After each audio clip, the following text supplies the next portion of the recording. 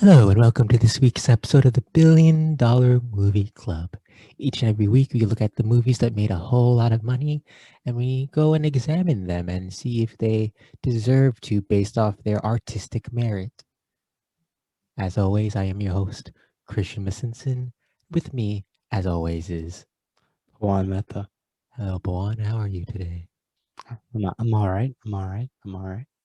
Pawan, we're a little low in energy right now, but that's just because we need to keep it calm and prepare the audiences for when The Force Awakens. Yeah, we don't want to wake it before it's ready to get awoken. You know, No. you don't want to wake it up before it's ready. That's very rude. It would be like that game. Do you ever play Neopets? No, I actually haven't.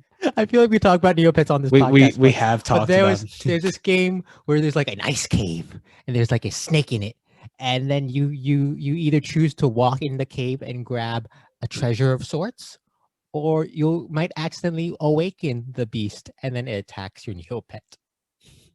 And so I think there was like a board game in the vein of like the Don't Break the Ice and stuff like that, which was Don't like Wake Dad. Yeah. That was the thing. Pawan, what film are we talking about this week? We're talking about The Force Awakens. Star Wars. Yeah. Star Wars. Are you the 7. Force? Yeah, I just woke up. Wow. Boom. We're here. Crazy. Star Wars The Force Awakens Episode 7, or Star Wars Episode 7 The Force Awakens, or Episode 7 The Force. Who knows what it's called? It's a Star War. It is a Star War. Released in the US on December 18th, 2015, with a budget of $245 million. $245 million budget. The film's opening domestic weekend was $247 million. It was number one for 4 weekends until it was dethroned by everyone's favorite film, Ride Along 2. Wait, 2? Ride there was Along, a second one of those? Ride Along 2. Yes. I did not know there was a second Ride Along. Juan, you're out of the know. All right. What is bigger than the Star War? Like, okay, I get it. You go for a ride along, you learn what's happening with the people, but like, why you go for a second time? You already know what's up. Juan, you don't want to hang out with Kevin Hart and Ice Cube some more? I can't say I do. I'll be honest, never saw the ride-alongs. I feel like I could enjoy them.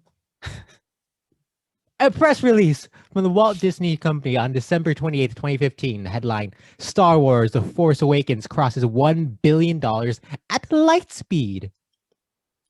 It is referencing not only the fact that it made $1 billion, but the film The Force Awakens crossed many a box office milestone, including fastest film to gross $1 billion, doing so in 12 days. Highest worldwide opening weekend worldwide with $529 million.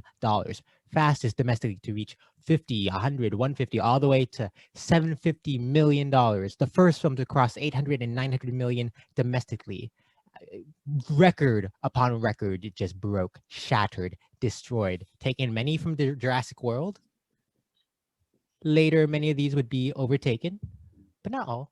Many, not all. The film would go on to gross $936 million domestically and $2.068 worldwide. At the time, it was the third highest grossing film worldwide. It is now the fourth worldwide, but is the highest grossing film. 2.08 what? 2.68 billion. Worldwide? Yeah, worldwide. Oh, wow. That's a lot of money. It was the third highest grossing worldwide. Highest grossing not directed by James Cameron. Currently the fourth highest grossing worldwide. And to reiterate, the highest grossing film domestically.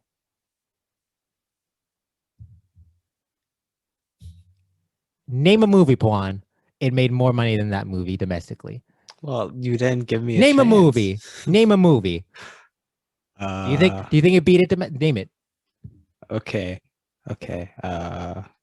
Damn, you put me on the spot. Give me a sec. Mulholland Drive. Do you think Mulholland Drive made more money than Star Wars? Maybe in some It did not. universe, It did not not. in this one. Did not. No, The Force Awakened really, really, it really went to sleep on the right side of the bed because it had all that energy. If it fell asleep on the wrong, some of these Star Wars, as we get to, woke up on the wrong side of the bed, and so they were cranky, and it affected everyone who crossed its path during its day, and it I mean, didn't if last. that's the case, it doesn't seem like those are the Star Wars that we will be talking about We because will, we the- will.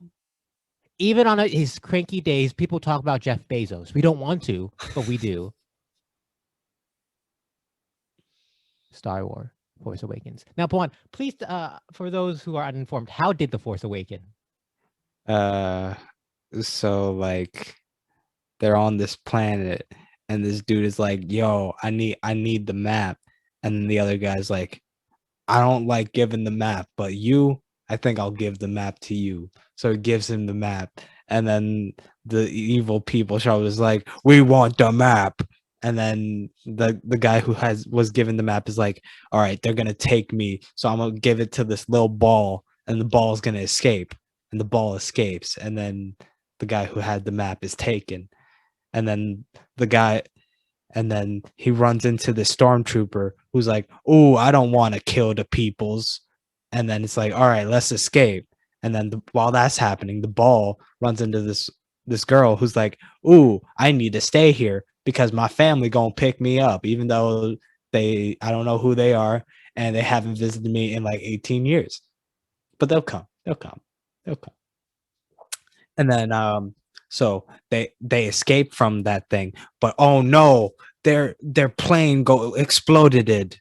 So like what happened to man with map? Who knows? But ex stormtrooper dude finds girl with ball, and they're like, all right, we got to get to resistance and we're gonna do the thing. So then they go to the resistance, and then it's like, oh no, listen, there was the Death Stars before. Forget all that. It's nothing. We got an even bigger ball, and that bigger ball can destroy multiple planets at once. But we got to stop that, and then they stop it. That's the entire film? Yeah. Wow.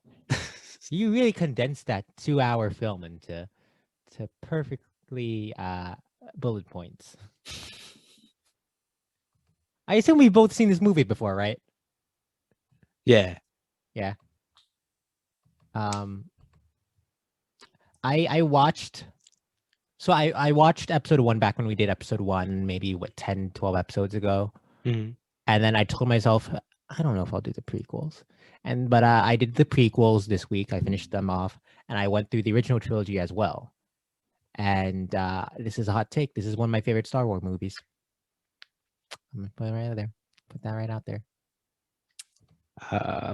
This was a movie that I saw. You see? I enjoyed while watching it.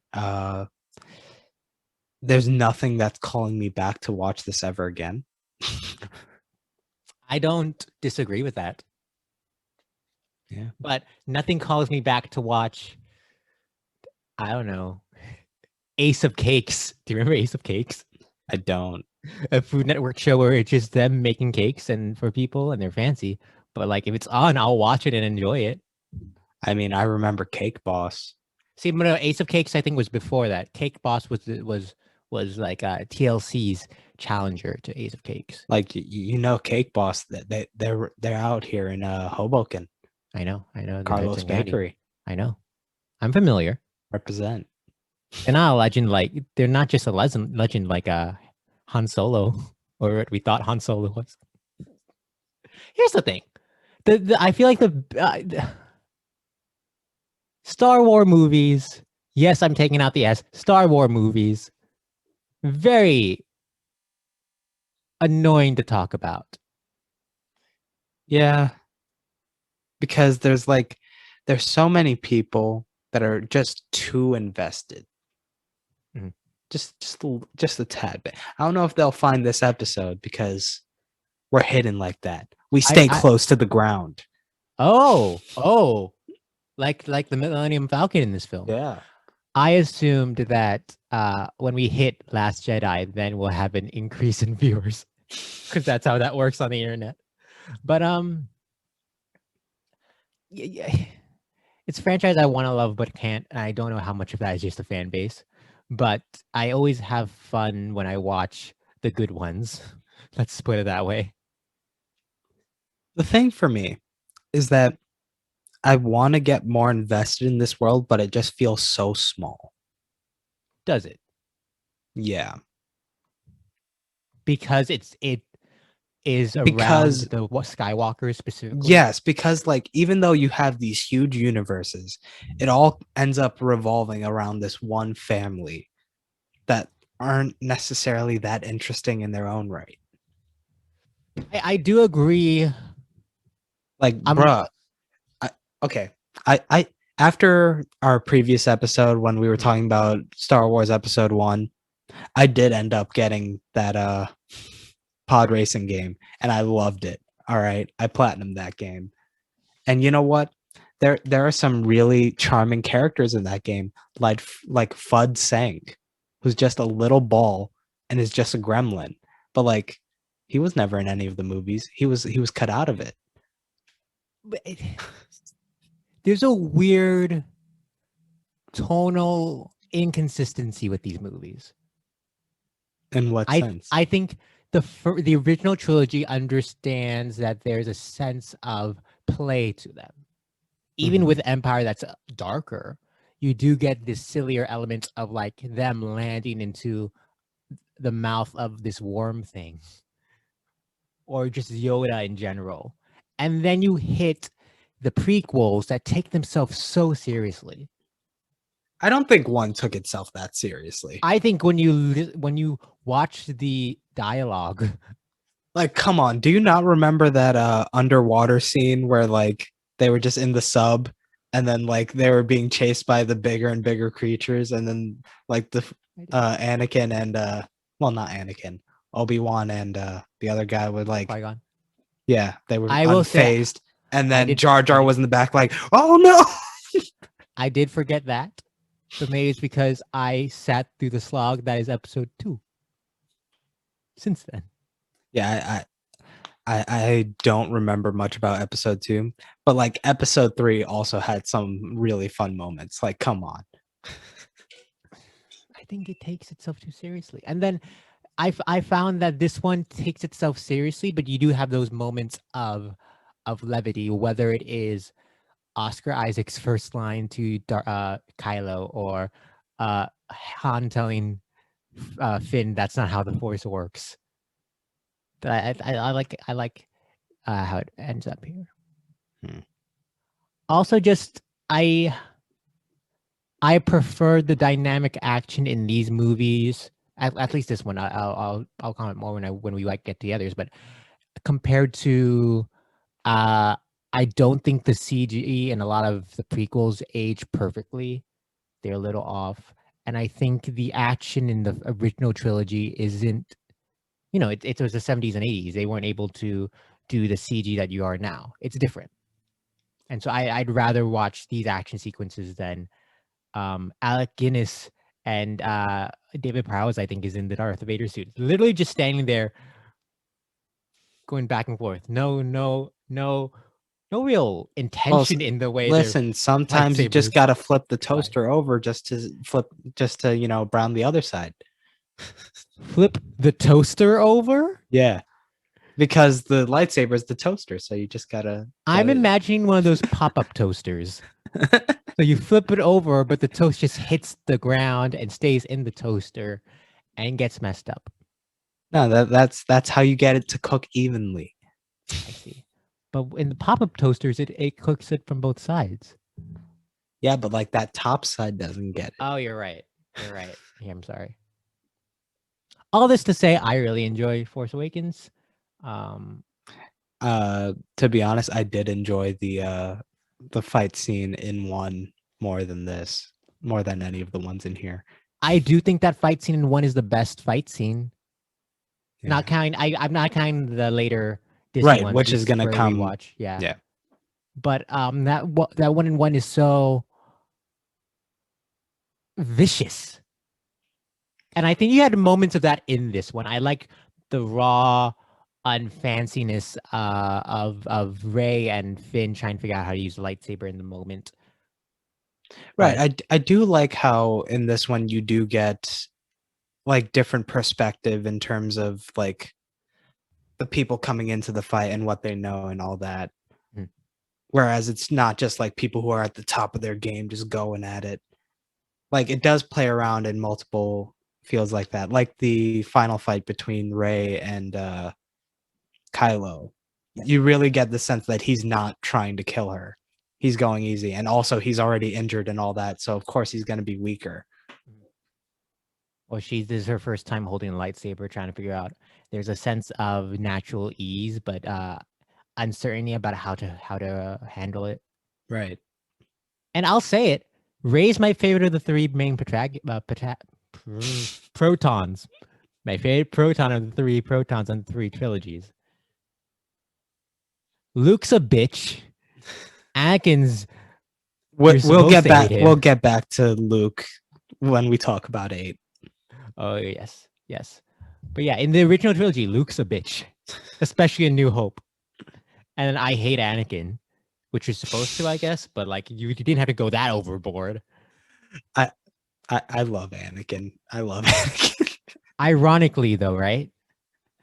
No, it's great. I love I love Hayden Christensen's performance. I don't blame Hayden Christensen. I don't. And again, like we've discussed like the romantic dialogue between Hayden Christensen and Natalie I don't know Portman. if we did. I don't know if we did. Not on the podcast, but like just outside. But like where we were talking about that one scene in 3. Share it with the audience. They weren't there for our podcast. What was the line? I don't have it pulled up. Oh God. You did text it to me, so I'm gonna find that. It's somewhere, but yeah, I don't blame Hayden Christensen. Here we go. For Anakin. You are so beautiful. It's only because I'm so in love. No, it's because I'm so in love with you. That's great. All right. That's great. You really get the sense of like this is a couple that's like puppy dog to the level of like if you were to like hang around them, you'd be disgusted. It's shocking that the romantic interests are such a large proponent of these Star Wars movies. Are they for this trilogy though? You never saw 9, did you? No. Okay. I'm sorry. I will say I felt these weird moments, but felt like Force Awakens was trying to pair up Finn and Rey, which I never. They have great chemistry, but not that chemistry. Well, it always more felt like Finn was a little bit more worried about Rey than Rey was about Finn. Yes, but there is that moment when he goes, "Hey, come with me," when he's trying to run away, and there is something a little romantic-ish about that sentiment. Is there? I don't know. The dialogue felt like that to me, though their chemistry doesn't say that. Okay. And then there's she kisses his forehead at the end, which I felt was unnecessary. So here's where I'm at whenever it comes to romance in these types of movies, where it's not where it isn't written like the Anakin Padme scene. I always get the feeling that like people are like, "Oh, it's there," and I'm just like, "Yo, they're just being nice to each other because they hang out and they work together and like they spend so much time together that like, yeah, you're gonna build a bit of a bond, but that doesn't mean it's romantic." Hold on, I want to say something that from episode 9 also informed that, but I can't remember if that actually happened or not because I tried to forget episode 9. I can't find out. And like, I swear something in episode 9 also dictates that, but I don't. And like the thing is, if we're going to pair Finn up with anyone, it is with Poe. We know it's Poe. That's like, the thing. Okay. I don't think it was romantic, quote unquote, in this movie either, but it was more so than his relationship with Ray, Yes. because that was reciprocated, where they really had that mutual admiration. I remember when this movie came out, and I didn't understand why Poe was a big thing, because I feel like he's barely in the movie. But rewatching it, Oscar Isaac is just naturally charismatic. He's a I joy to remember watch. when I initially saw it, I was like really getting into Oscar Isaac as an actor. I saw his HBO miniseries, What's it called? It's Only a Hero. Only a Hero. Something Show like Me that? a Hero. Show Me a Hero. And like I was like, all right, can't wait to see him in this one.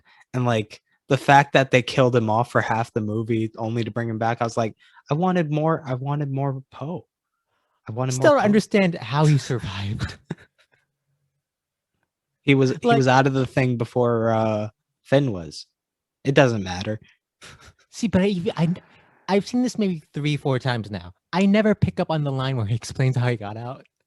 I had to read it online after. What was it?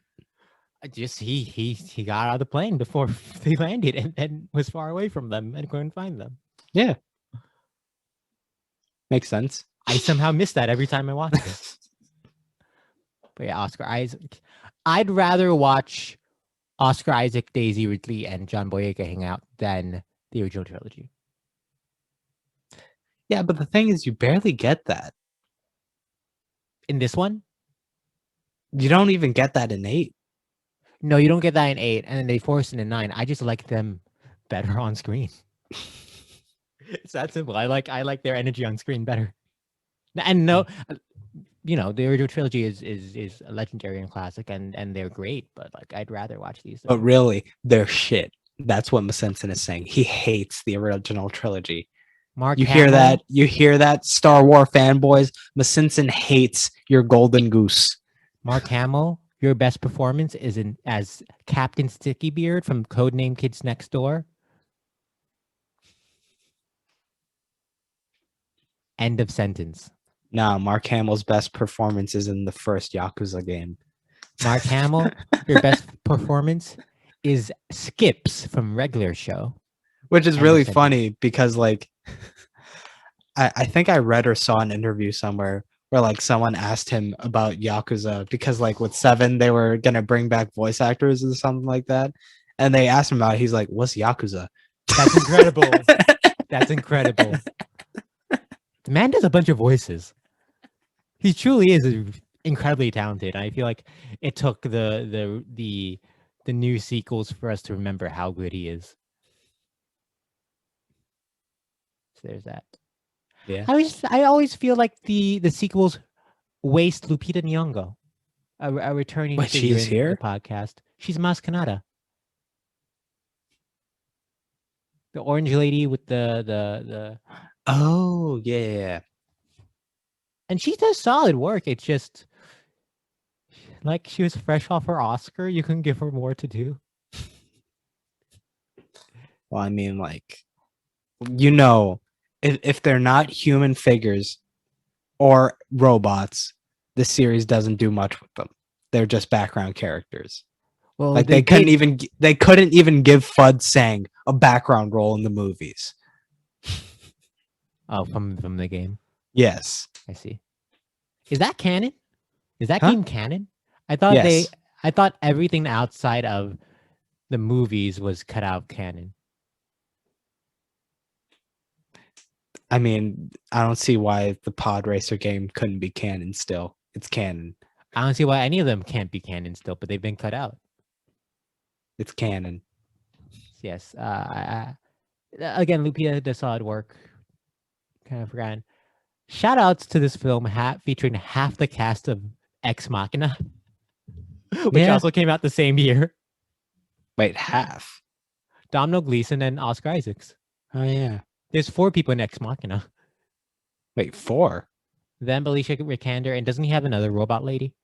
I forget the actress's name. Oh yeah. Yeah. Let me see what that woman's name is. Ex Machina 2015.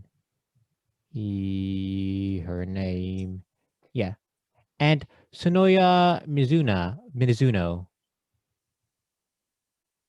Cool. She has a cool filmography. Ooh, she's in La La Land. She's in Beauty and the Beast. Oh, we're gonna talk about Beauty and the Beast. She's in Crazy Rich Asians. Yay. Andy Serkis pops up once more, and he's Snoke. Oh. And I forgot how fucking cool Snoke looks in this movie. Honestly, I remember when people were like talking about episode 8 when that came out. It was like, yo, they really did Snoke dirty. And like before I saw the movie, I was like, who?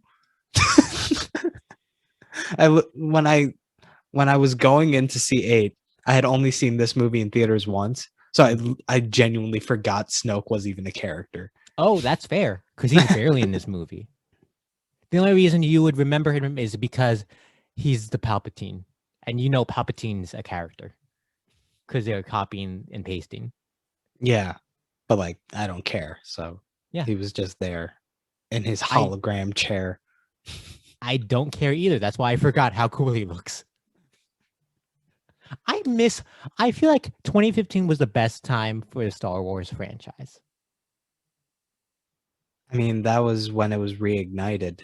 That we're getting. Okay. But this also, was like the episode 1 of this generation, where it was like really hyped up, and like we're getting more of it. So more and more and more came to this one. But then when the next movies came out, less and less showed up, which is why episode 1 was the only one that became a $1 billion movie from the prequels. But like at this point, we've reached a like it could be argued a bit of an oversaturation point with these huge blockbusters. Sure. Where all of these are going to get it, but this is the one that got it the most. Yes. And so maybe there's an argument that like maybe 98, 99 was also a great time to invest in the franchise.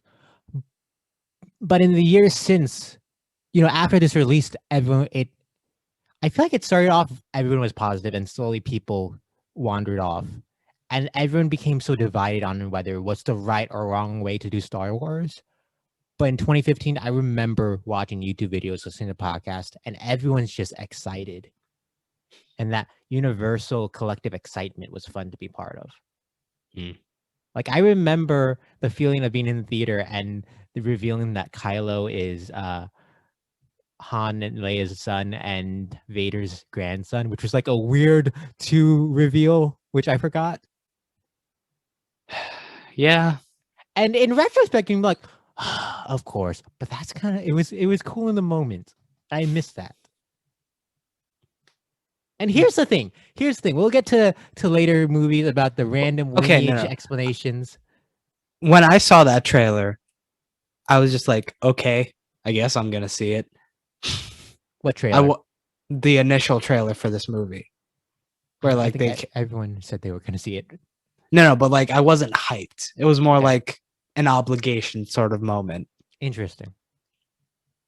Yeah, where like everyone was like, "Oh my god, the Millennium Falcon!" I was like, "Cool." That's how I felt by 9. How so? You mean like how I'm describing now? The lack of hype. Yeah. Because I know 9 has that moment when Rey like flips over a jet or something. I'm like, oh, okay. We'll get to 9. But yeah, I don't know.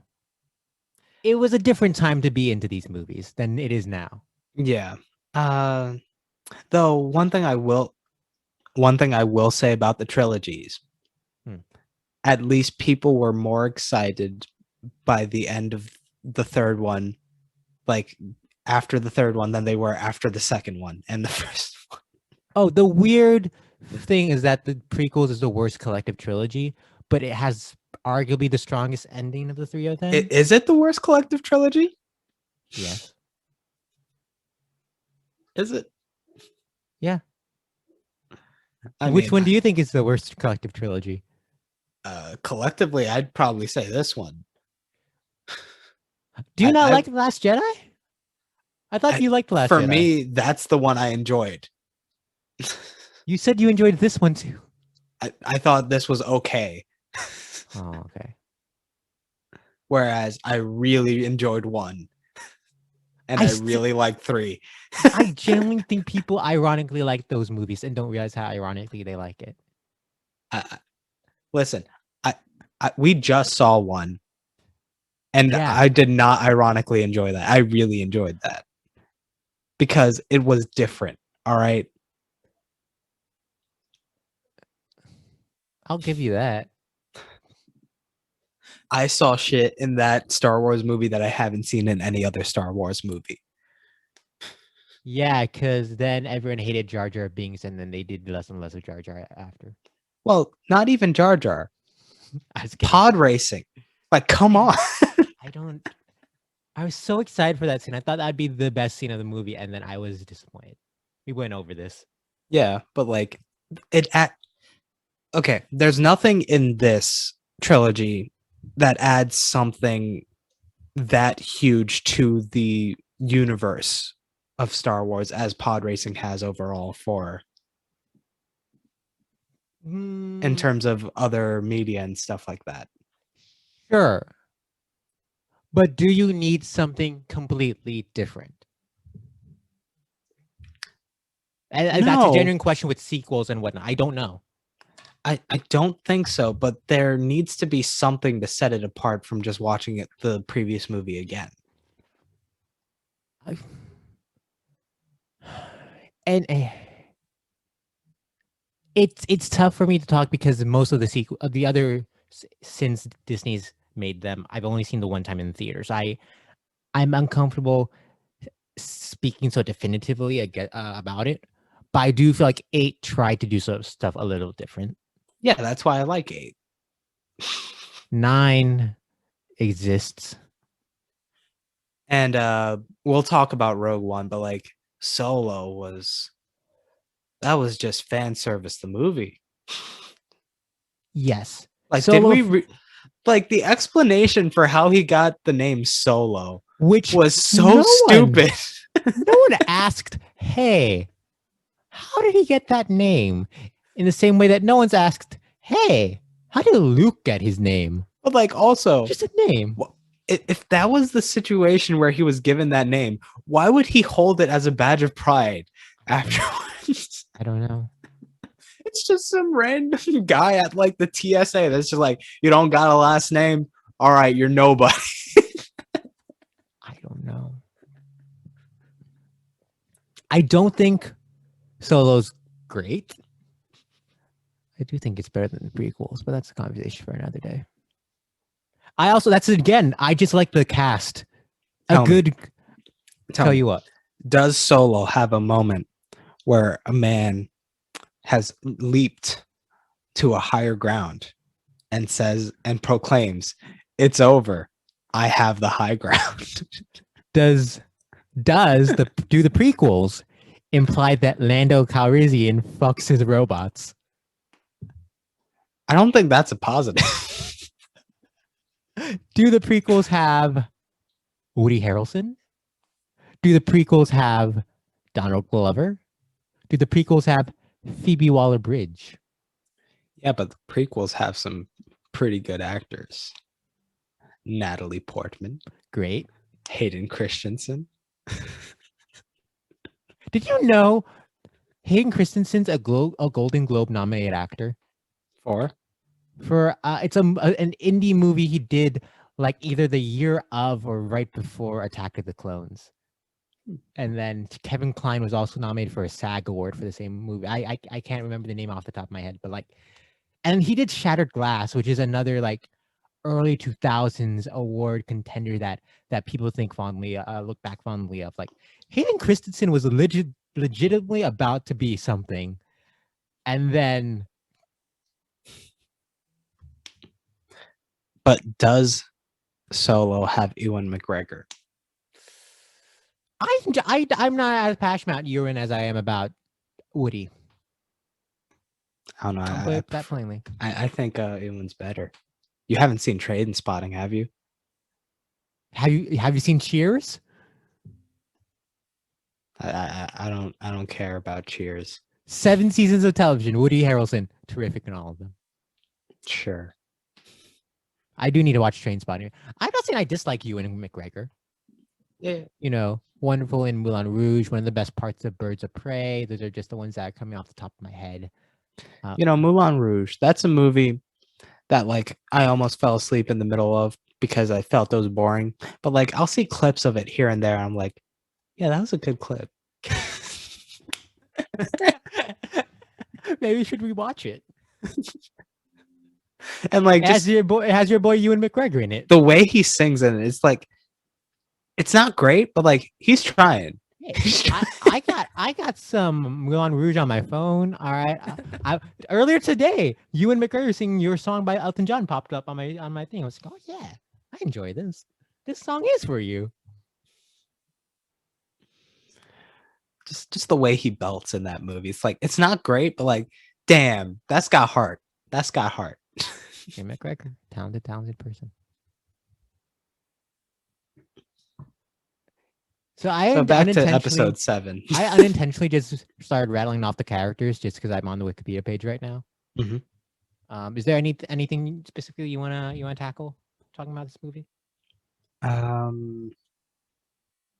So there was a lot of flack that was given to this movie because there were certain people that was like, oh, Rey's character isn't realistic because she's just good at everything in the first try. She's able to hold her own against Kylo Ren. She's able to do when she's just a scavenger from a Yes.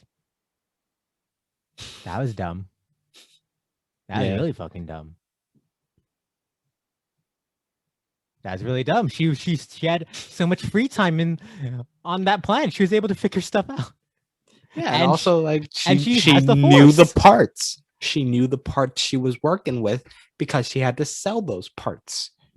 She had to know which ones were valuable. And she has the power of the Force, which is the Deus Ex Machina. Hey, you can be good at stuff because you have the Force. And also like how often in like any of these like movies about these huge events where they focus on someone who's supposed to be an everyman or an every woman, how often do people talk about like, oh, it's not realistic, they shouldn't be that good? But Pawan, she's a woman. That is true.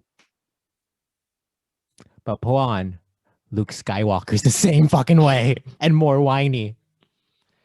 One other thing I'll say about Rey, I don't know. I really like her robes.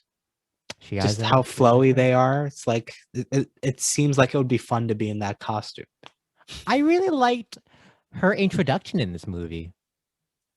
There's a good like I don't know how long, maybe 3-5 minute intro of her just her daily life. She's not talking and her just trying to go on and survive. Very nice. And the fact that she's so fixated on staying on Jakku for her family, possibly coming back, even though she doesn't know, hit me hard this time. Is it because I just watched this movie called Rocks, which basically deals with child abandonment? Yes, probably. That's a beautiful film. But that aspect of her story really hit me this time. Mhm. And Daisy Ridley's just really charming. She's a delight in the role. I like her for the first time we see her fight. Finn looks at her from afar. She's like, "Oh, she's gonna be attacked by these aliens," and she just pulls out the staff and just. What were those sounds? That's her, the staff going in the air, right? And then she stabs the dude with the staff, and his stomach. His stomach goes. Yeah, well, all the juices come out of his mouth, and it goes. And that's what happens when you fight Rey. Mm-hmm. All your juices come out. All the juices. Mm-hmm.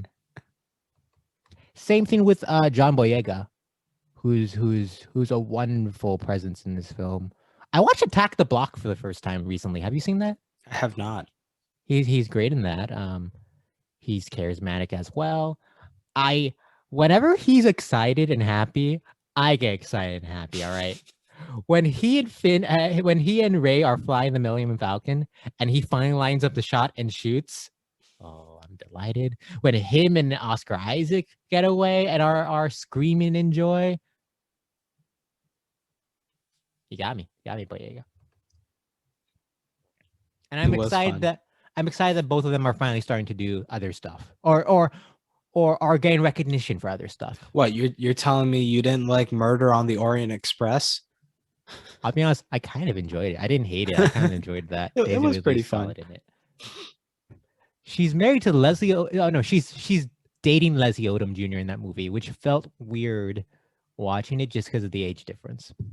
Hmm. But there's that. I don't remember much of that movie. I just remember the twist being extremely elaborate. That's why everyone returns to that story. Yes. There's a moral ambiguity to it. Did I forget the entire details of it and have to Google it yesterday when I was thinking of it? Yes. But I understand how there's a moral ambiguity. But no, I liked she just had that chaos walking movie, which I was intrigued by. Sounds like it was a mess, but I'd be intrigued to watch it. I mean, it watching that trailer, I was really getting some Jupiter Ascending vibes. You know who did a draft of that movie and has a story or a writing credit on it? Who? Our boy Charlie Kaufman. Okay, now I need to watch it. I need to watch it. Now, because it's also directed by the Wachowskis. So, no, it's not. Is it not? Are we talking about Jupiter Ascending or Chaos Walking? Jupiter Ascending. No, Chaos Walking is the Charlie Kaufman draft. Okay. Look at that cast of Chaos Walking. I'm looking it up right now because it has a stellar cast. I mean, it's got the lead from Cherry. Tom Holland. Yeah, the lead from Cherry. Daisy Ridley, Cynthia Erivo, David Oyelowo, Nick Jonas, and the person that I wait. Did you just say the one of the hit coaches on The Voice is in this movie? Yes, Nick Jonas, star of Jumanji, The Voice, Welcome to the Jungle, The Voice, the hit Disney Channel shows Jonas and Jonas LA. Wait, there was a second Jonas Brothers show? So they had one show, right? It's like them in high school or whatever it was. Yeah, where they live in a firehouse where they go down the fire pole each morning with the different outfits. Yes. Yeah, I remember that one. Let me preface. You know this. I don't know if the audience knows. I was a big fan of the Disney channels back in the day. Mm-hmm. Even this show I didn't watch. I mean, I saw Jonas. So they had the first season, which was a little more of a sitcom-y. It reminds me of like a Big Time Rush or Ned the Classified tone. Right? Second season, a little more soap opera-y. They move it to LA. It's called Jonas LA. What happens in that season? I don't know. I didn't watch the show. I didn't even know that existed. Yeah. Chaos Walking also featuring Mr. Mads Mikkelsen. Again, like he's someone who keeps showing up in these big franchises, but like is not given much to do. Because the franchises can't handle Mads Mikkelsen. They know that they can't give him what he needs, which is why, spoiler alert, I think he dies in Rogue One. He dies in Rogue One, right? Well, they all died in Rogue One. Again, spoiler alert for Rogue One. But I was so hyped for Doctor Strange because like he was the villain. They were doing some interesting visuals, but like after watching that movie, I was severely disappointed. I haven't seen that since it came out, but he does some cool stuff, right? I know he doesn't talk or anything, but I vaguely remember being like, "Oh, this is cool." It's one of those things where just Marvel sucks at villains. They just suck at them. They do until they don't. They occasionally have a good villain. I point to Michael Keaton in Homecoming. I point to we'll talk about Michael B. Jordan in Black Panther, but they're more exceptions to the rule rather than them fixing that problem. Like they didn't even bother to give Christopher Eccleston's character a name. Thor 2? Yes. Okay. Or like if they did, they didn't say it in the movie. It boggles my mind that both Sam Jackson and Natalie Portman were in the prequels and now they're in the Marvel movies. Again, like I don't know stacked why. cast. I don't know why, Sam but that's on my Jackson. mind. And like, okay, is there a single person with a purple lightsaber in these movies? Okay, tell me one thing Sam Jackson does in the prequels. He has a purple lightsaber. I rest my claim. Listen, I had this board game, Star Wars Epic Duels. Okay. You where like the attacks are card based and stuff like that, and you do get a sense of the people's characters through how their cards function and like the types of attacks or defense they have, and the way his cards work. Mace Windu's was like there's like he's really good at defense, and there's like a few really high attack cards. So the idea is to just build your deck. So like you're methodically thinking it out before you go in for the kill. I've played this board game with you a couple times years ago. You spent a lot of time with this board game, didn't you? A good amount. Like for that was the first like non-Monopoly life board game that I got into. Yeah. Shout outs to Max von Sydow. This big name legendary actor.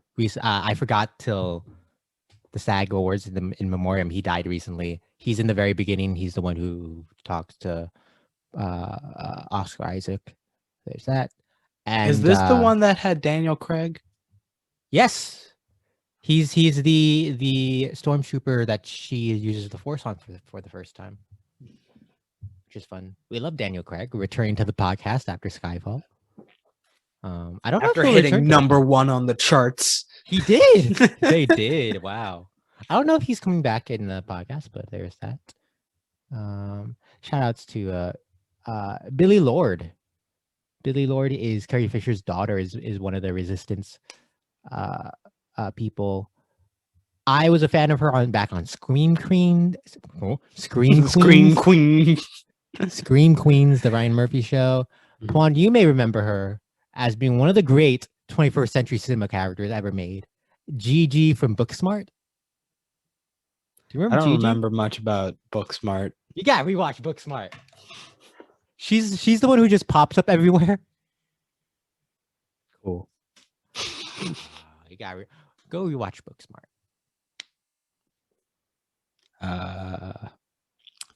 It's hard. I really don't have much to say about this movie. I the original trio. Like, sure, Mark Hamill's barely in it. I do like watching this. There's a bit of that jolly, crazy old man look in Mark Hamill's eyes during that last shot. I think hints at what you get later on. You know, the thing is, this movie like doesn't really leave much set up for later. No, it doesn't. And like whatever it does set up, if you go through with it, it would just be generic. There's nothing obviously set up by the end of it. Yeah. Like even say people were very upset by Luke's first move in the next movie, but like how would you start the next movie from where this movie ends and keep it set up something for that movie to go through? I agree. It's just I think people want cool badassery from these movies. We'll get to that when we talk about Rogue One. So I enjoyed the limited time in retrospect with Mark Hamill in this. Carrie Fisher gets very little time in this, but she's a lovely presence. You know what? You were just talking about badass moments. Why don't people talk about that in the next movie? In the what? For the next movie. We're going to get to it. We'll get to it. We'll get to it. It's as if people have problem with women using the Force. Mm. But she's briefly in this one. She's lovely with her stuff with Harrison Ford. I enjoy that hug she has with Rey at the end. I enjoyed that hug that Han had with Kylo Ren. Do they hug? Not really, no. No. I really enjoy Harrison Ford in this movie. I feel like people joke about him just like half-assing it. He's good in this movie. I mean, but like the thing is, he did that the entire time. Yeah. It's no difference. Like, again, it's one of those things where it's like people have set up their own like idea of what the original trilogy was.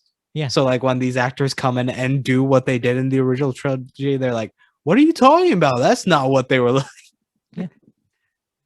Rewatching the original trilogy, it's crazy how they just drop in the fact that Luke and Leia are twins in episode 6 with no real hint at it before. We all just accept how fucking stupid that is. Well, you got to keep the dynasty pure. We just accepted how stupid that is. And then they do the same fucking thing in 9 and everyone's divided on it. And we barely touched on one of the great actors living today. We talk about how John Boyega and Daisy Ridley are kind of just finally taking off, but Adam Driver. Right. This is the movies he did so that he could then do stuff like The Dead Don't Die and Marriage Story and Silence. I am a huge fan of Adam Driver. Who isn't? Who isn't? But like this is a movie where like he really didn't have much, and they didn't set up much for him. No, he has a mask on 90% of the movie. I mean, there's like inklings of an interesting character there with his anger and stuff like that, and how that manifests through his lightsaber and all that, but you don't get much of it in this movie. I was intrigued. I remember one of the things everyone joked about was the fact that he kind of has these angsty tantrum attacks when he breaks. I enjoyed that, actually. I enjoy them too. There was like one moment. It makes so much more sense than like the villains that get angry and just kill the person who gives them bad information. That's where I'm going with. There's a moment when one of his people give him this bad news, and he pulls out the lightsaber. And there's a second one, like, oh, is he gonna kill the dude? But no, he just destroys the computers.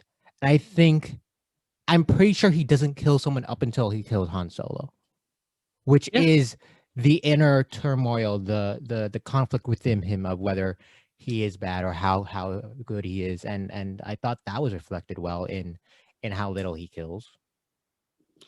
Well, I mean, to be fair, he does by proxy kill an entire village at the beginning of the movie. Sure. By proxy. He himself doesn't have it with him. It's the line from, do you remember Nice Guys? when the woman has them at gunpoint and Ryan Gosling goes, you're not a killer. You never killed anyone. And then she goes, yeah, I have before. And then Ryan Gosling's still like, oh, you're not a killer. And Russell Crowe goes, dude, she just said she killed people. And Ryan Gosling goes, no, but not in here. Kylo Ren, not killer in here. Although he's not a killer, Adam Driver's killing it. And like, it set up that really nice undercover boss like sketch from SNL. Because like he doesn't kill his like employee, so it is fun to make the joke about how he actually interacts, because he is a bit of a man baby as opposed to someone who's actively lethal, which that's not that funny. It's not. Well, I didn't even look at my notes this time. Question, important question. Daisy Ridley, John Boyega, both British, yet only Rey is British. Finn's a stormtrooper. They don't have nations. Their accents.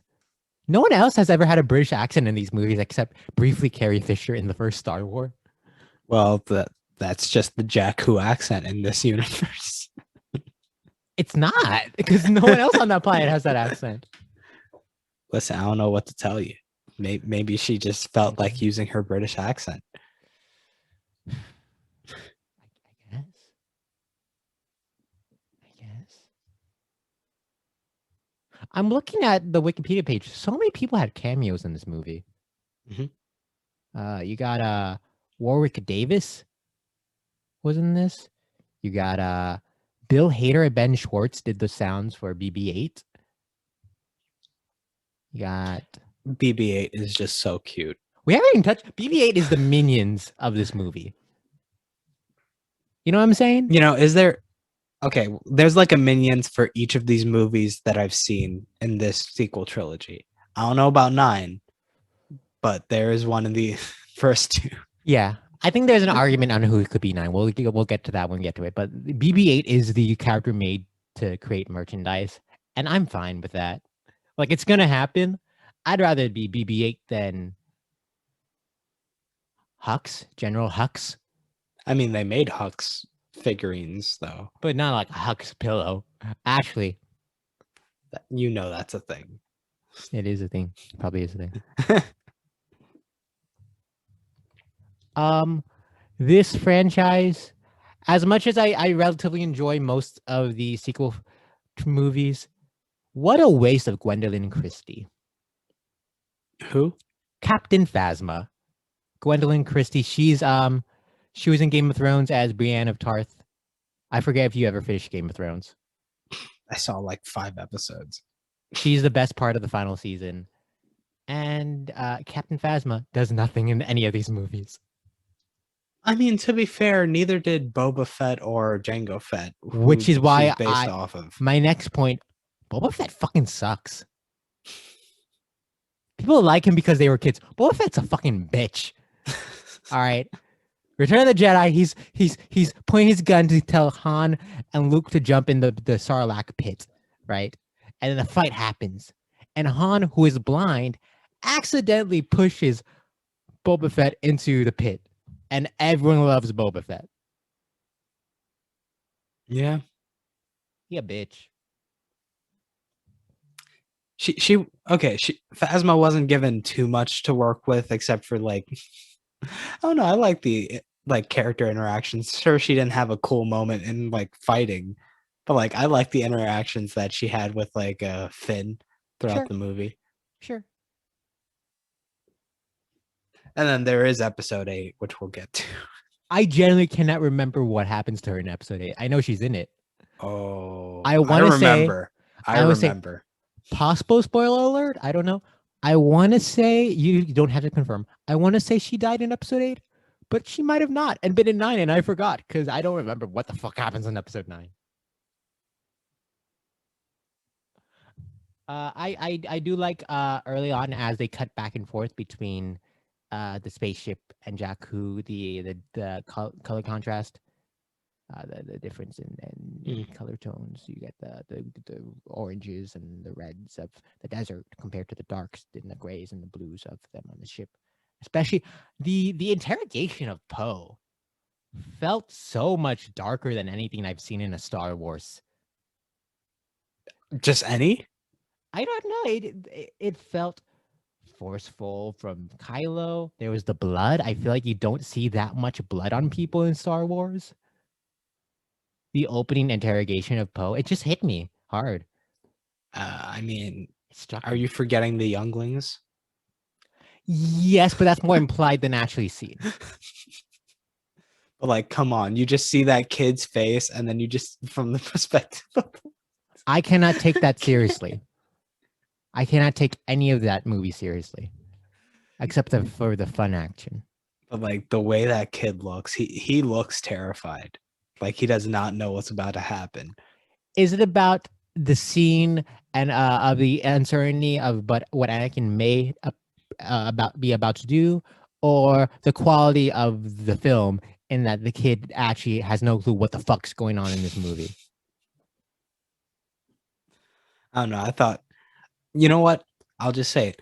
That shot in that moment was more was more memorable than any shot in this movie. But why is it memorable? It was perfectly framed.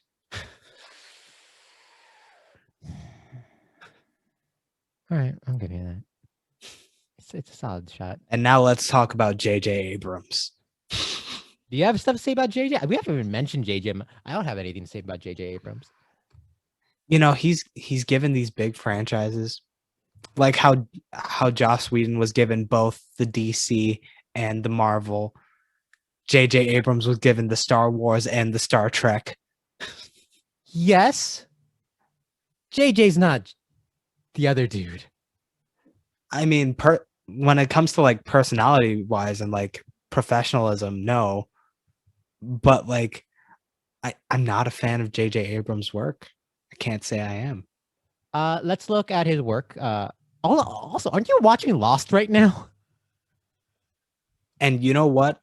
What I don't like about Lost? It's the J.J. Abrams-isms. How do you know what the J.J. Abrams is? Because I'm looking at it right now. Because Although he was a director, executive producer, writer, creator, and theme composer. Wow. He only directed a credited director in 2 episodes and credited writer in 3 episodes. So how do you know what a J.J. Abrams-ism is or not? well, also like I saw the Star Trek movies. So to recap, I'm looking at his filmography right now. He directed Mission Impossible 3. Which was boring. I did not like that movie. I haven't watched them, but I feel like that's the one people are divided on. Collectively. Listen, Personal, collectively, it feels like everyone likes 1, 2 people don't like, 3 people are half, 4, 5, 6 people like. because 3 was the safe movie coming after 2. Because they weren't ready for 2. They weren't ready. I have no thoughts. Would you like to elaborate, or do we move on JJ's filmography? With 2, I expected to have more movies than he does. With 2, they had the same director from Face Off. I think it was John Woo. John Woo? Yeah. And like the amount of crazy stuff that happens with 2, just like with like face masks that also are like change the voice. So like they just kept taking off their face like every 5 minutes. Had all the big John Woo-isms. It was fun. It was a really fun movie. I'd say more fun than it was, at least way more fun than 3. I'd say more fun than 4. And I don't think I saw 5 or 6. Too bad all those movies suck and we won't be talking about any of them. I did decide I'm going to try to get to them before the new one comes out of curiosity.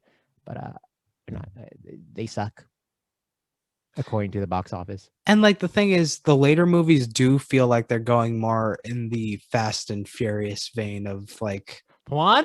buddy comedy. Pawan? You just sold me on these movies better than anyone has ever. Because like it does become about like character dynamics when they're going about it with like the crazy stunts that happen like once or twice in the movie in the later ones. I apologize. I got a text I need to answer real quick. But go on. So JJ, Mission Impossible, and then he has the Star Trek. And you know what? Star Trek Into Darkness was such a big disappointment in my book. Because like, one thing, the villain, all he knows how to do is crush head. That's his only move. Like every time he gets into a fight, all he does is, which that's not visually interesting. It's not. I haven't watched these. I will say I'm looking at his Wikipedia page right now as I type out this text. Hold on, am I misreading this? He's a director and producer on the first 2 Star Treks, not a credited writer. Well, I'm not talking about the writing. I'm talking about direction. Okay. I'm sorry. I heard the villain crushing heads, which I'm like, well, that sounds like more writing then. But okay. Yeah, but like as a director, you can. No. See, the thing with that is that there were a couple of actual fights, but they always ended up with him just grabbing head and trying to crush. I see. Yeah. I feel like people like the first of the Star Treks. Again, it feels like J.J. Abrams is a safe director for nerd properties, as opposed to like one that's memorable or like great in his own way. But that's my opinion. Sorry, JJ. I am a fan of Lost.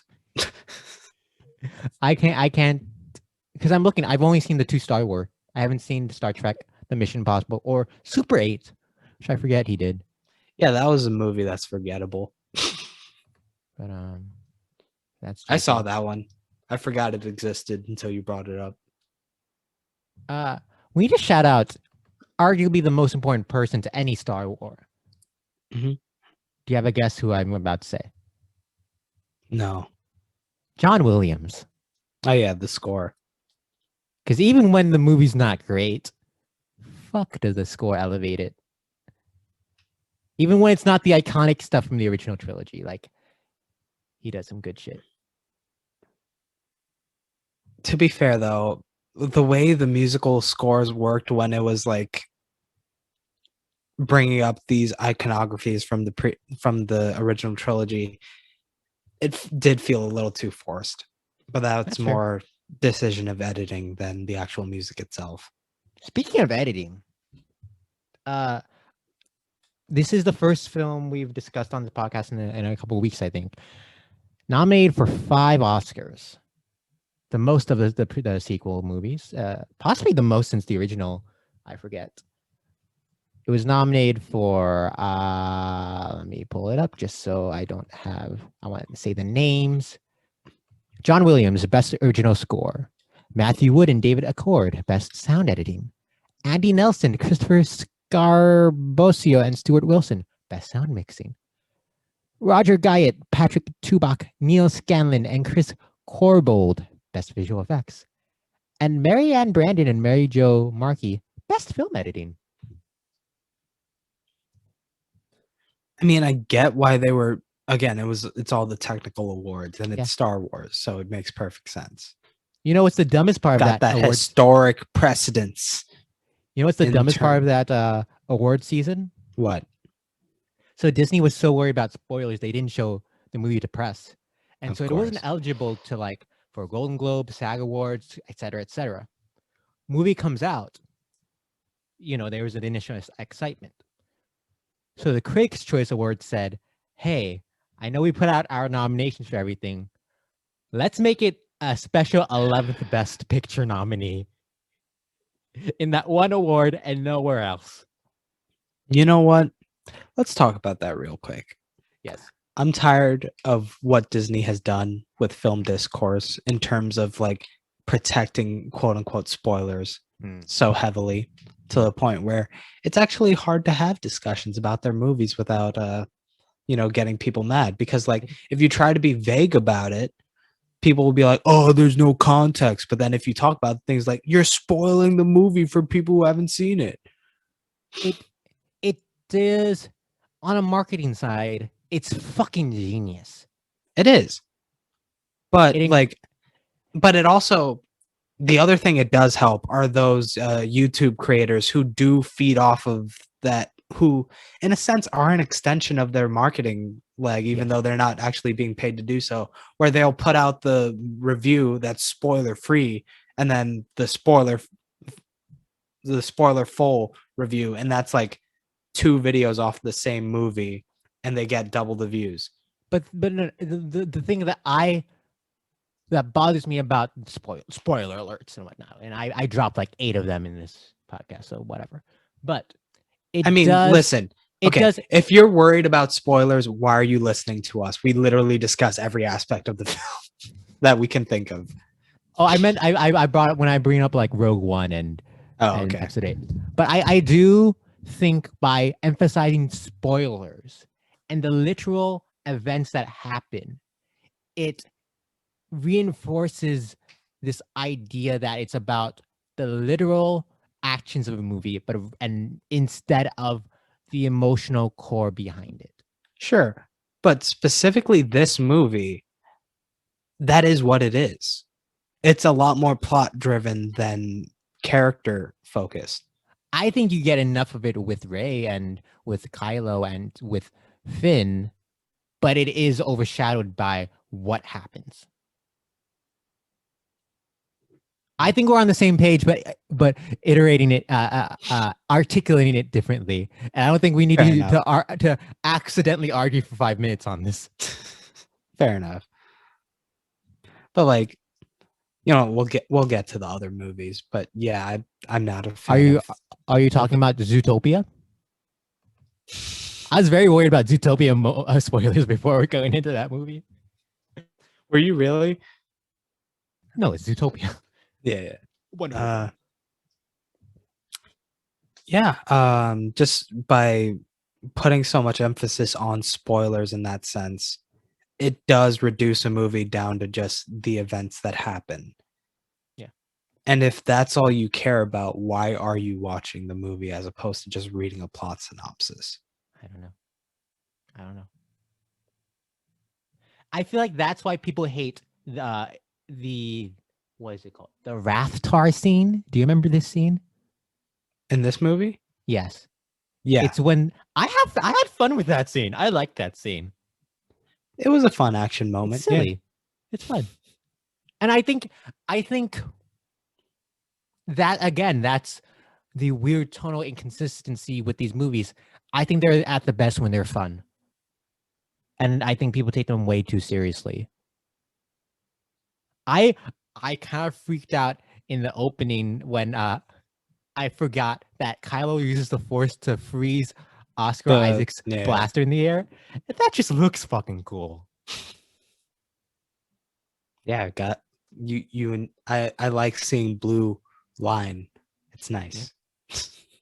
There's this moment I really liked when Kylo enters the where Rey was held captured and she gets out and he's freaking out and he circles her chair and the camera goes around like counter circle.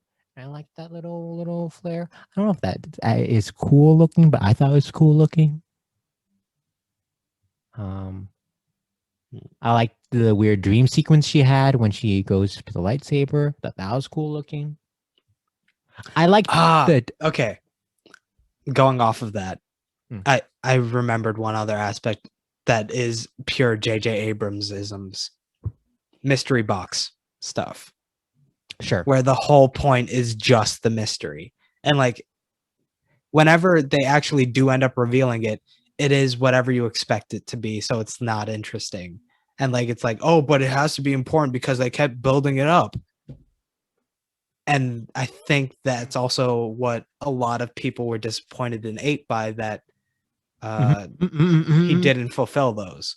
And like, but the thing is, they are set up here and you know what they are. So if you just go through with it, what's the point? What are you because there's one particular one I'm thinking of. What are you speaking of? What are you thinking of first? I'm thinking of Rey and who she is. Yeah. There are 2 instances when Kyle goes, "What girl?" and then Maz goes, "Who's the girl?" Where it is set up that she has some sort of history. And I am someone who loves what happens with Rey in 8. I like that reveal more than what they do in 9.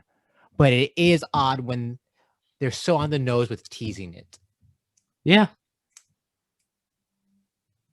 In retrospect. The big example that's not in this movie is from Into Darkness, where they were like, oh, it's not Khan. It's not Khan, but like it is. Spoiler alert. Spoiler alert. Spoiler alert. And then like they have the moment where they basically do the ending of Star Trek II, Wrath of Khan, but reverse it. So it's like, ooh, we did it. It's the weird thing with, I think we probably touched on it on stuff like Jurassic World, but like, do you make the same thing or do something completely different with these movies? But the other thing about how it happened in that movie is that within the Star Trek universe that J.J. Abrams built, this is the first time you're seeing this character. So that name and that significance should not be there within the universe, but it is. Now there's a question I have just with these franchises, and when you're playing with iconic characters and ideas, can you play into audience expectation and audience knowing stuff in the past? Yeah, I mean, sure, but the thing is, this was supposed to be its own set of Star Trek stuff. Yes, but completely disconnected from that. And this version of Kirk never heard of or met Khan. So why is it such a big deal to him? Okay. It was never brought up as anything important in that series. I have nothing left to argue because I haven't watched the movies, but that's just a question I have with these franchises. How much can you lean into what you can assume the wide audience knows already? I mean, like that just goes back to the fact that I hate when there's the scene in like comic book movies or whatever where they're like, yes, my name is this thing that you've probably heard of. Oh, Bond, did you just watch WandaVision? Probably the low point of that solid show. I did want to bring up, I remember everyone was having fun with the traitor character when this movie came out, but that's a pretty fun fight with him and Finn. That's the one who has the sword. Weird, yeah. I like that. That's the closest I've felt to that episode 1 fight at the end. And I enjoyed the ferocity of that scene. Yeah. But again, it's like the thing where there's no iconic elements of that fight by itself or like shots. Whereas like you look at that scene from episode 1 and you could remember like that moment where there's like the plasma walls between them and they're just looking at each other and stuff like that. I'm gonna be honest. You just described the scene. I don't remember that at all. Really? No. And that's the weird thing with talking about these movies and their iconicness is that our generation grew up with the prequels. Is Force Awakens iconic to someone who was maybe 5 or 6 when this movie came out? Yeah, but still, there were no clean visuals like that for me. Sure. I also think JJ doesn't hold the images as often as someone like Lucas did. Going back watching the prequels, and he only directed Force New Hope. He didn't direct 5 or 6. Right. It does feel like he uses the wide shot more. He doesn't there's not as much movement in how he moves the camera. And so you have those frozen shots that are allowed to show the action more. While JJ, camera moves into it and kind of goes all around. I mean, that's also just an action technique that's become more and more evolved as technology has but like it's also just something that's become a more prevalent idea in terms of filming these scenes. But like when you think about iconic movies from even now, you don't necessarily what's an iconic action movies like John Wick. They do move with it, but like there are a lot of moments where it is like stuck, where the camera is in one position and doing. I'd argue John Wick's not iconic. The only movies nowadays, and you'll hate this, are the Marvel movies. That shot of them of when they go around them in the first Avengers I'd argue is the most iconic action shot of the century. Like, as someone who's only seen John Wick Chapter 3, I'm sure they're all better than the Avenger movies. John Wick Chapter 3, incredible. But it's not as well known, right? Well, also it's more like those movies are rated R and they can only be marketed to a much smaller audience. So they're not as well known. I'd rather watch Mad Max Fury Road over an Avenger movie any day.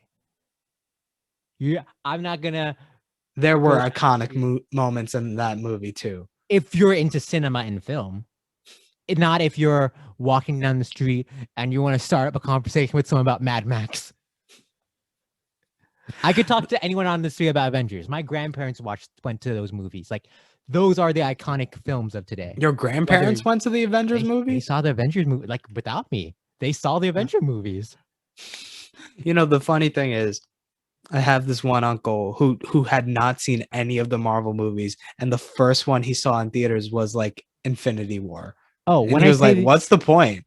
when I say the Avenger movies, I mean the Avenger movies. My grandmother has only seen like Infinity War and Endgame. But like, okay, now we're going into that aspect. No, we'll save that for when we get to those movies. Because don't worry, we're talking about the Star Wars and the Avengers later many a time. I did like talking about badass moments. I like when Han comes out of Maz Kanata's little bar and he shoots, and then shoots another stormtrooper without looking. Like that was cool. You know, I know that George Lucas got a lot of shit for this when he re-released the original trilogy and like on DVD and added all those changes. Yeah. But like the one moment that I really liked was when they entered the bar and it just had that sweeping shot of like how exotic this space was and all that. Like there are aliens and stuff like that here. Was that something he added? I don't know what he added and didn't add. Yeah, he added a bunch more aliens and stuff like that. And there was like one bar scene in the original trilogy that wasn't there originally that he added, which was like a song where it had like extensive close-ups on alien faces. That's not 4. That's 6. Because I watched 6. I was like, what the fuck is this scene? No, I didn't say I said original trilogy, not original movie. I apologize. I like to. No, that's 6. That's in Jabba the Hutt's lair or whatever. And it turned into a fucking disco number. I thought I was watching. I'm here for it. I was watching an episode of Glee. You know I love my musical numbers. What the fuck was that? I'm here for it. Oh no. So like that shot did remind me of like some element like that. And I like that. Wait, Han shooting something without looking at them? No. I said the the camera, the fake cantina. and yeah. Which shout out, Lin-Manuel Miranda helped with the music for that that fake cantina. Let me some Lin. I liked the element of the sun being that physical timer for the because as dumb as it may sound, like you allowed for it to be darker for the final battle. Sure. And there was a physical change to this. Speaking of that whole thing, this series really has some DBZ level power scaling issues. For the unknown, please explain this acronym. Dragon Ball Z, where it's like it starts off with like, oh no, his power level is this high, and then like with each arc, it just gets stronger and stronger to the point where like at one point in one of the arcs, he just holds up his hands and gathers this like part of the spirit of every living inhabitant on that planet just to throw a blast at this one person. There is inconsistencies on how strong stuff is in this franchise. But like just the fact that they keep doing the same thing but bigger and bigger, it's tiring. Like I can't care. I want to say this is the last time they do it, but I don't remember what happens in episode 9. So maybe they do it again. Why? So when Kylo finally takes off his mask, right? I noticed like a lot of maybe eyeliner on Adam Driver. I don't know if it's just because I'm familiar with him outside of Kylo Ren now, but I'm like, you have a lot of makeup on. Like a little too much makeup on. I liked it. Because like something like that, it really accentuates when it is running from like the sweat or tears. Right. Because like I like how this is not a villain that you're supposed to like fear in this because he's this daunting presence. You're supposed to fear because he's unstable. That's a good point. And like you can also laugh at him and just be like, yes, he's just a little punk. He is a little punk. Some may say he's like his uncle. He's a bitch. And I do enjoy the Han Solo death scene. I think it's well executed. I like the little caress of his face. It's okay. It's I not don't like know. incredible. It's just like one of those things where like you get these once in a while in like movies like this where it's like there's this big event that they plan on making. So we got to get everyone in this one room doing Sure. nothing else in the middle of the Yeah. action just so that they could watch this happen. It is easy to be pulled from the reality of the scene when you realize how ridiculous it is to get the circumstance exactly as it is. But I think it's effective. I think it does it well. The score cuts out for a bit and you just kind of hear the ambient wind. I like that. In conclusion, I like this movie. I don't know where this conversation went. I like it. It was okay. I like how it reckons with the past versus the future. And I'll be honest, I don't think the franchise ever figured out how to reckon with the past versus the future. But it brought up the questions. I mean, I remember when the trailer for episode 8 was like, let the past die, kill it if you have to. And people were butthurt about it. Do you remember what happened after the movie came out? You thought they were butthurt after the trailer. I know. Anything else we want to mention about this movie? Trying to think if there's anything else we should mention. The one note I made. The one note I made. Let me pull it up exact. Millennium Falcon doesn't have keys? I have so many questions about the Millennium Falcon. Like, it was just there. No Because one knew of course, it was just there. Of course it had to be there. It's iconography, bro. She can just hop in and know. She's never tried to hop in and use it before. Yeah, and she just flips some switches, like boom, we are here. See, that like, I'm fine with. That I'm fine with because the only thing that I'm not fine with that is that like, why is there no anti-theft like system for that Millennium Falcon? Like, why isn't there a key that the dude keeps? You know what they should have? Do you remember those rods that you would put on your steering wheel to make sure that people can't turn it? That's what the Millennium Falcon should have. And then you have to like have the key for the rod to take the rod off the steering. Stop talking now. we got stuff to add later. Okay, cool. But shout outs. We completely didn't mention much about Chewbacca and C-3PO, Anthony Daniels, and Peter Mayhew come back. They don't. There's only so much that they get to do with those roles, but they do them well. You know what? One other element I'd like to talk about. Why was there a ticking clock thing for? Why was R2D2 a Deus Ex Machina? R2D2, no sense. Makes no sense in this movie. Oh, he's off. That's fine. He never turns on. Thanks, C-3PO. Also, Anthony Daniels is great in the role. I fucking hate C-3PO. Also, the second we need him, he's on again. Hey, perfect timing. Yeah, that happened.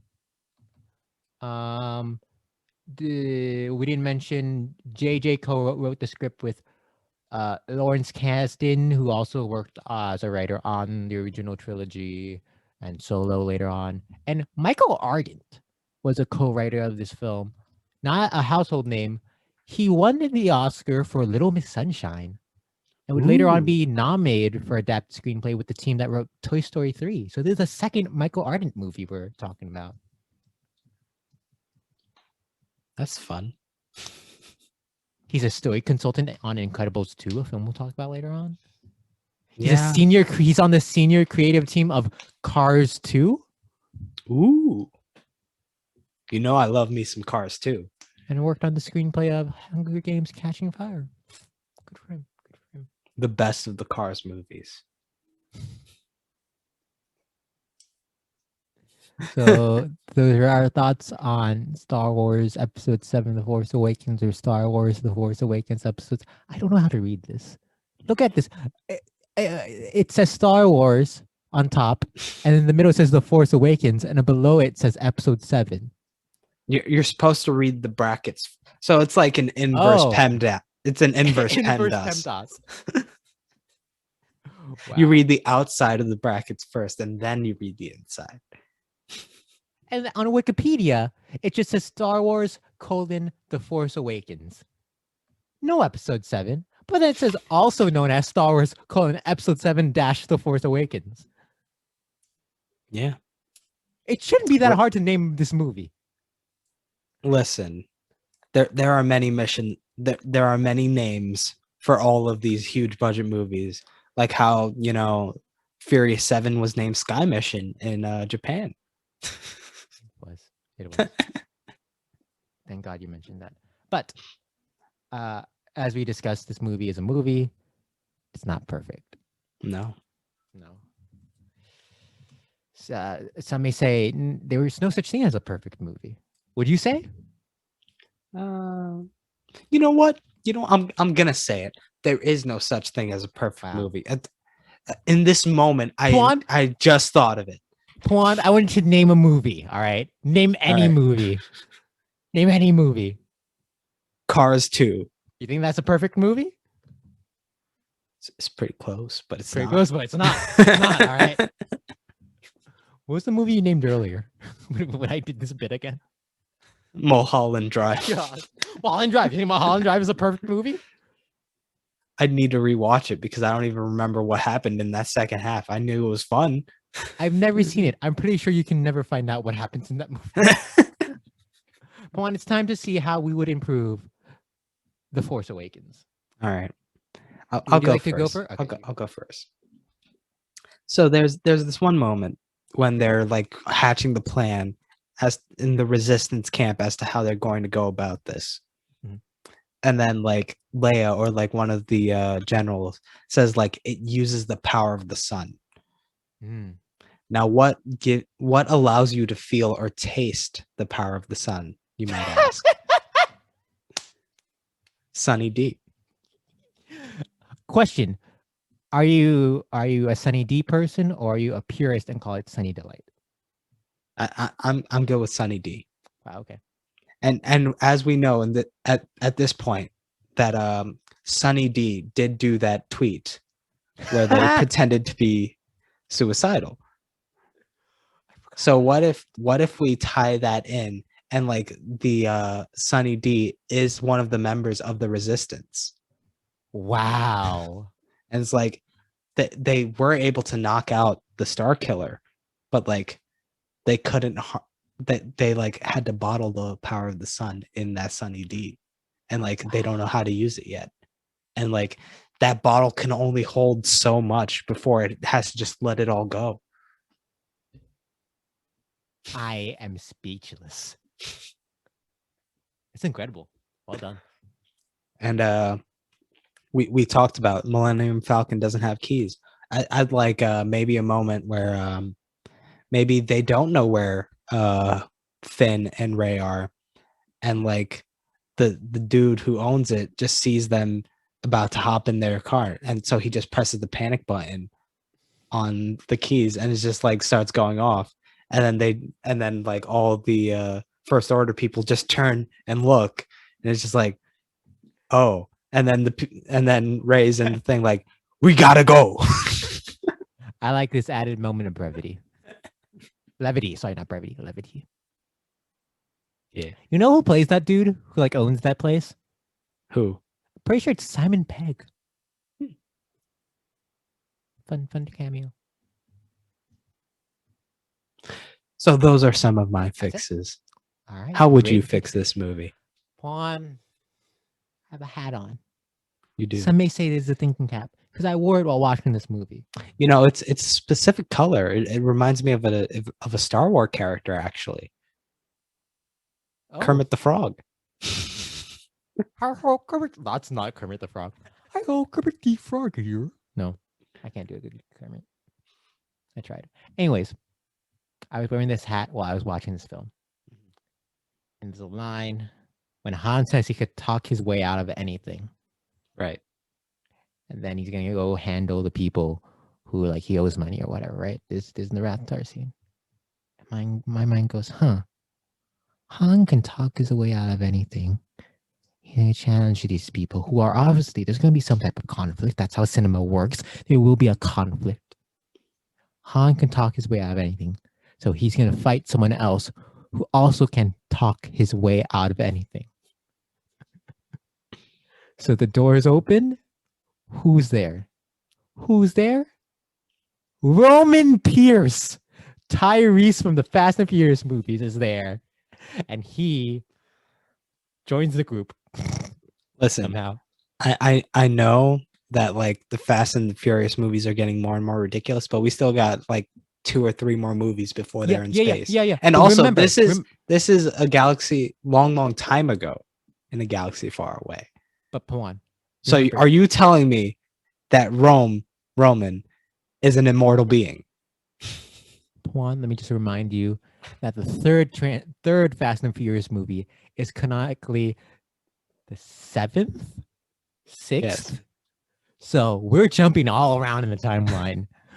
Roman Pierce is in the Star Wars movies and befriends the group.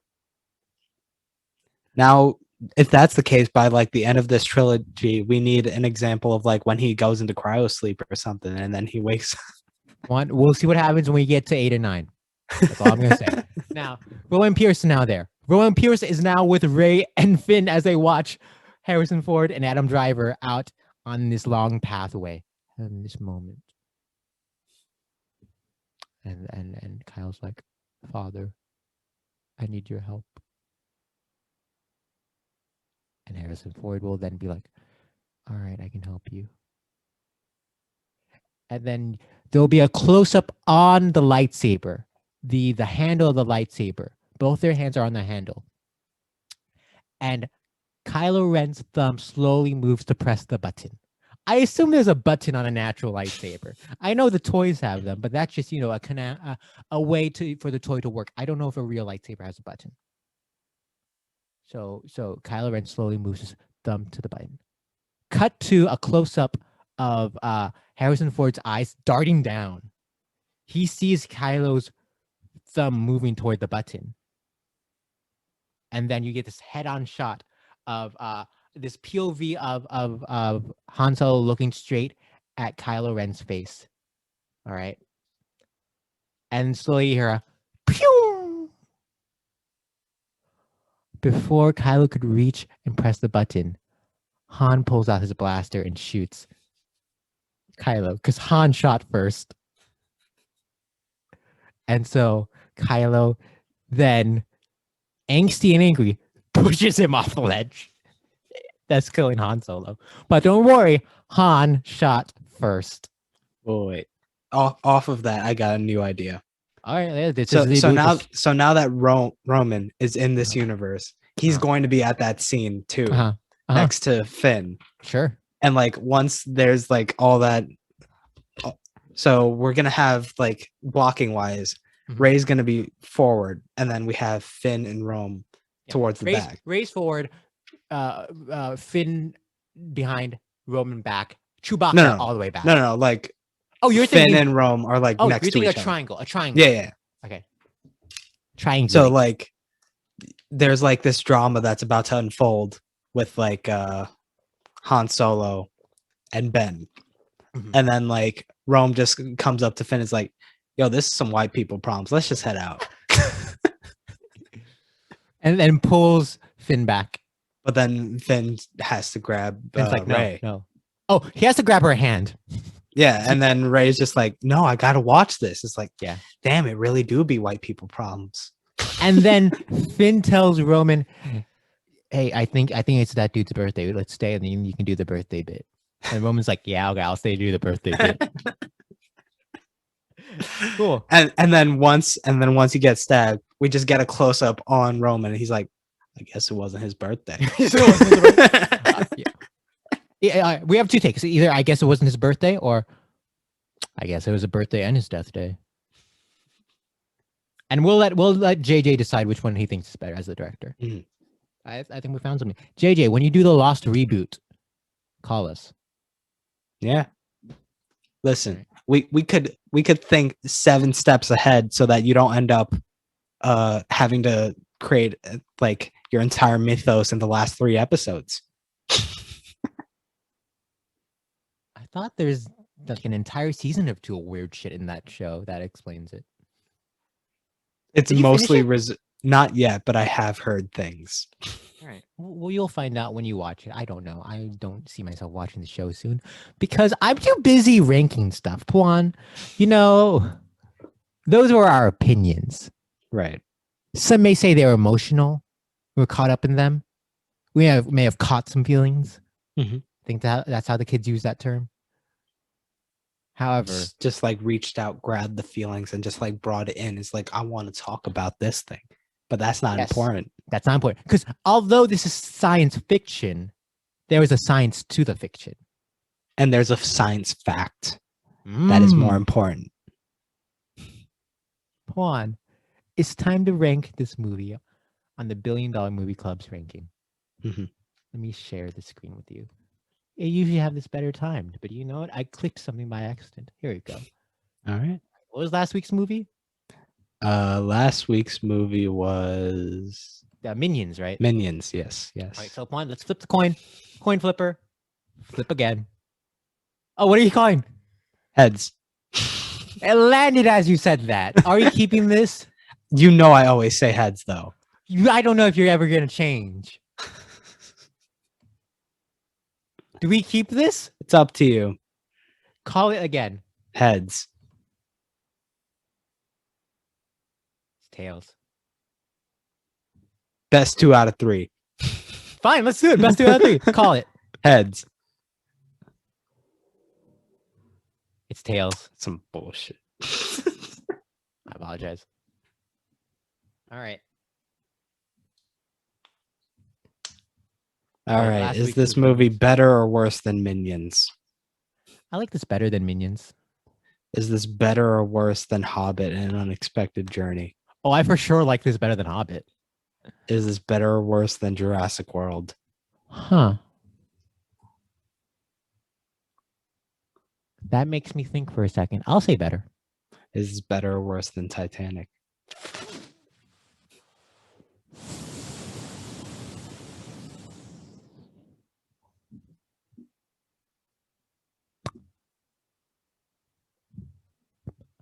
I think Titanic's the better movie. However, I'm at a point where it's just too long. So I'll say better for the hell of it. Is it? Well, It's worse than You the other don't three, have- so it's fine. you don't have a It's worse choice. than the other three, so it's fine. So better. So what is it? 4 to 18. Yep. Number 4, 18. And so Star Wars: The Force Awakens. Wait, why is it? There you go. All right. I'm gonna press it one more time. Right. Star Wars: The Force Awakens is number 13. Why is it so weird this time? What do you mean by what? How's it weird? Usually when I press it, it like does a little and goes through all the numbers, but it's giving me the number straight there. But all right, 13. Star Wars: The Force Awakens is number 13th greatest film. Star Wars. Star Wars. There. Important question, right? English language really stupid. Why don't the words star and war rhyme?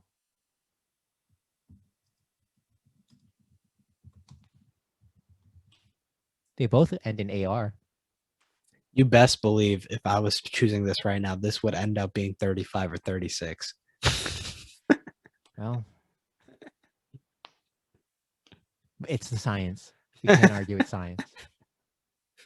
So, time to recap all the way at the bottom. We got Pirates of the Caribbean on Stranger Tides at 47. 46, Alice in Wonderland. At 45, we got Toy Story 3. 44, Avatar. 41, Transformers Dark of the Moon. 40, Avengers: Age of Ultron.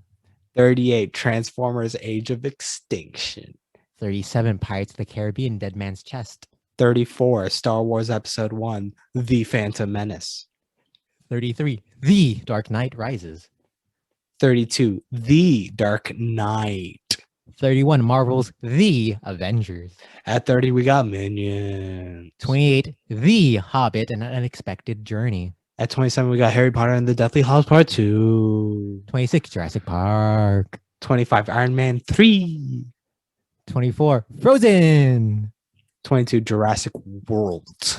Tied at 21, Dr. Seuss's How the Grinch Stole Christmas, Jordan Peele's Us, and 19, we got Titanic. 13, Star Wars The Force Awakens. Number 3, we got Lord of the Rings, Return of the King. Number 2, Furious 7. And number 1, we got Skyfall. Skyfall. Daniel Craig at number 1 and 13. Good for him. Well, that was another episode of the $1 billion Movie Club. That was another episode of the $1 billion Movie Club. I may or may not be stalling to figure out what movie is next. Shout out to Max Lismacchio for that gorgeous artwork. Very wonderful artwork. Very wonderful artwork. Shout outs. Chef's kiss. Mwah, mwah. Shout outs to, I don't know. Let's pick. Shout out to a ball that's got another ball on top of it, also known as Ball 8. Whoa! I never put that together till now. Well done. And shout outs to let's go with Daisy Ridley for this movie, and we'll figure out who else I'll give a special shout out to next week. What movie are we talking about next week? We're departing the galaxy far, far away, and returning to a galaxy we've visited before. Which one? 2 weeks in a row. We're tackling movies with wars in the title. Captain America: Civil War, currently streaming on Disney Plus. Join us next week when we talk about the downfall of Iron Man. And remember to follow us on the YouTubes. Subscribe on the YouTubes. Follow us Remember on to Spotify. email us whenever you feel like. Miss Simpson, what's that email again? Oh, you mean $billion_$ movie /club _JQ543 BB126 _7. What is an upscore? Come on. What does it look like? Why do you not understand? It's, you just spell it UP_SCORE. It's very obvious. My mistake. Apologies. You set up the email account. Listen, sometimes you just you get an assignment at like 4 a.m. You just type on your computer vigorously and you're like, all right, there it is. And you'd never look at it again. So like you forget things. Well, with that, remember that we gotta go to Jakku.